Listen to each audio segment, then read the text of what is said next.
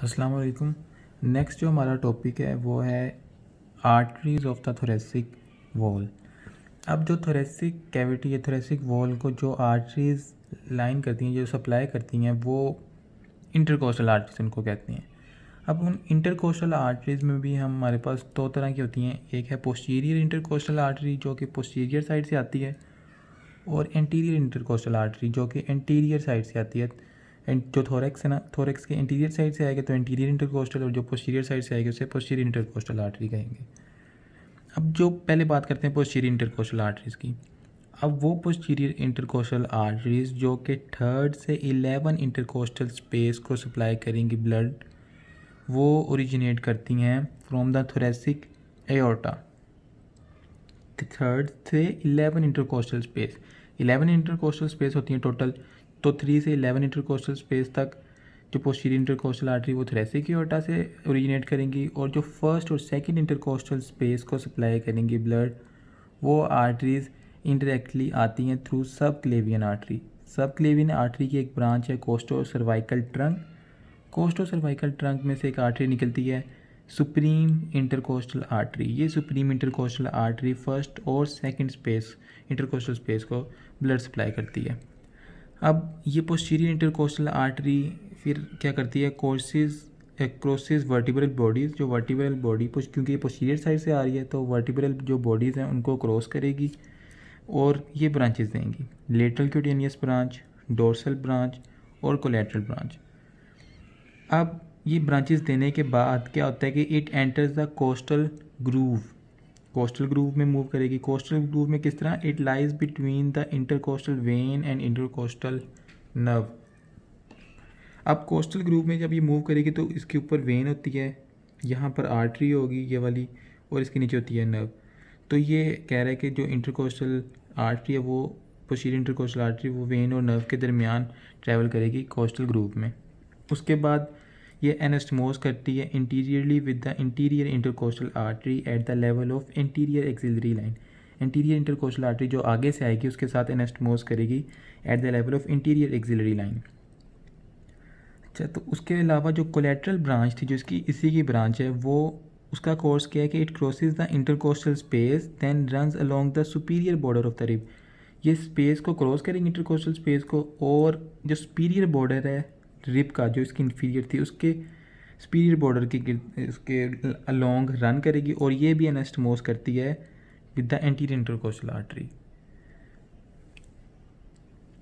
अब ये सारी बात हो गई जी इसकी पोस्टीरियर इंटरकोस्टल आर्टरी की। अब जो नेक्स्ट है वो है इंटीरियर इंटरकोस्टल आर्टरीज जो कि इंटीरियर साइड्स ऑफ थोरेक्स पर रन करेंगी। अब ये कहाँ से ओरिजिनेट करती हैं? तो वो इंटीरियर इंटरकोस्टल आर्टरी जो कि फर्स्ट 6 इंटरकोस्टल स्पेस को सप्लाई करेंगे ब्लड, वो अराइज करती हैं from the internal thoracic artery. Internal thoracic artery से आती हैं।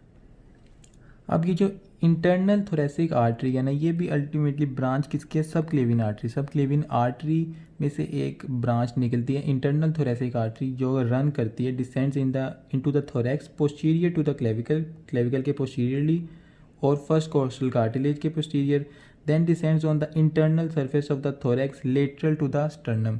स्टर्नम के लेटरली डिसेंड करेगी, then terminates at the 6th intercostal space. ये एक इंपॉर्टेंट पॉइंट है कि ये 6 इंटरकोस्टल स्पेस पर जाकर टर्मिनेट कर जाएगी 2 ब्रांचेस में, मस्कुलोफेरेनिक आर्टरी और सुपीरियर एपिगैस्ट्रिक आर्टरी।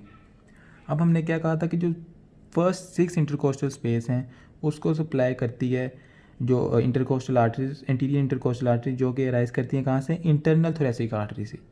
तो जो बाकी 7, 8 और 9th इंटरकोस्टल स्पेस है उसकी जो ब्रांचेस अराइज होती हैं इंटरकोस्टल इंटीरियर इंटरकोस्टल आर्टरी, वो अराइज करती हैं फ्रॉम द मस्कुलोफेरेनिक आर्टरी। मस्कुलोफेरेनिक आर्टरी किसकी ब्रांच थी? इंटरनल थोरेसिक आर्टरी की, और ये सप्लाई करती है 7, 8 और 9 इंटरकोस्टल स्पेस को। तो जो कौन सी रहेगी? 10th 11th intercostal space. और जो 10th और 11th इंटरकोस्टल स्पेस है उसको कोई इंटीरियर इंटरकोस्टल आर्टरी सप्लाई नहीं करती। ये एक इंपॉर्टेंट पॉइंट है कि anterior intercostal arteries are absent from inferior two intercostal space and are supplied only by posterior intercostal artery and its collateral branch. अब इस डायग्राम के थ्रू देख लेते हैं कि थोरेसिक एओर्टा से जो पोस्टीरियर इंटरकोस्टल आर्टरी आ रही है वो क्या, कैसे, उसका कोर्स क्या है। तो ये क्रॉस सेक्शनली हमें कट करके देखा है, तो ये थोरेसिक एओर्टा, उसमें से निकलती थी posterior intercostal artery, vertebral body को क्रॉस करती थी, उसके बाद एक ब्रांच देती है डोर्सल ब्रांच, फिर आगे मूव करती है और एक ब्रांच देती है कोलेटरल ब्रांच, ये वाली कोलेटरल ब्रांच, और एक है ये लेटरल ब्रांच। तो जो कोलेटरल ब्रांच थी और जो मेन ट्रंक था जो पोस्टीरियर इंटरकोस्टल आर्टरी का, वो रन करते हैं और ये दोनों एनास्टमोस करते हैं with the interior intercostal artery. और इंटीरियर इंटरकोस्टल आर्टरी कहाँ से आ रही थी? इंटरनल थोरेसिक आर्टरी से। तो ये इसके साथ एनास्टमोसिस हो रही है इसकी, और ये एनास्टमोसिस एब्सेंट होती है किसमें? Inferior two intercostal spaces. अब अगर हम पूरी डिस्कशन को समराइज़ करें तो इस डायग्राम के थ्रू बहुत ईजीली आपको समझ आ सकती है। तो देखें, ये हमारे पास सबक्लेवियन है, सबक्लेवियन आर्टरी।